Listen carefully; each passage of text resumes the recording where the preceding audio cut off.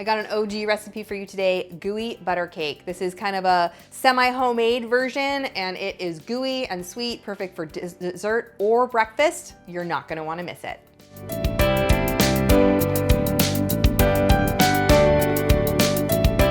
Hey everyone, it's Dorothy with crazyforcrust.com and welcome back to my kitchen. Gooey butter cake. These are epic. For more delicious desserts and easy recipes, be sure to subscribe to my channel. Now let's get in the kitchen. I absolutely love that this recipe starts with a cake mix and makes it super simple. Start with a half of a cup of unsalted butter that's been melted, and you're going to add 1 box of yellow cake mix and a large egg. And then you're just going to mix that together with a hand mixer or a stand mixer until it's nice and combined. It should combine easily since the butter is melted. It comes together rather quickly. Once that's completely mixed, you're going to press it in the bottom of a 9 by 13 inch pan. I've lined mine with parchment. You could use foil, spray it with nonstick cooking spray, and then you're going to just press it into the pan. It's going to be a very thin layer, so it'll take a few minutes for you to get all of that pressed into the pan. But once you do, you're just going to set it aside and we're going to make the filling.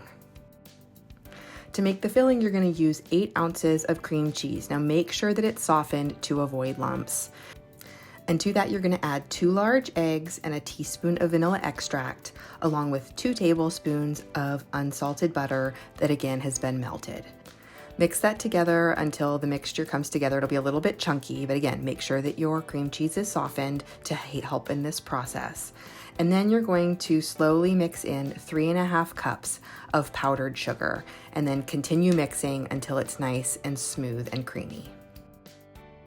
I'd never actually had these until recently, and once I tasted them, I was wondering where they'd been my entire life. This is like a soft cake base with a gooey topping. I can only liken it to like a lemon bar filling, but it doesn't taste like lemon. It just tastes like sugary, sweet vanilla goodness.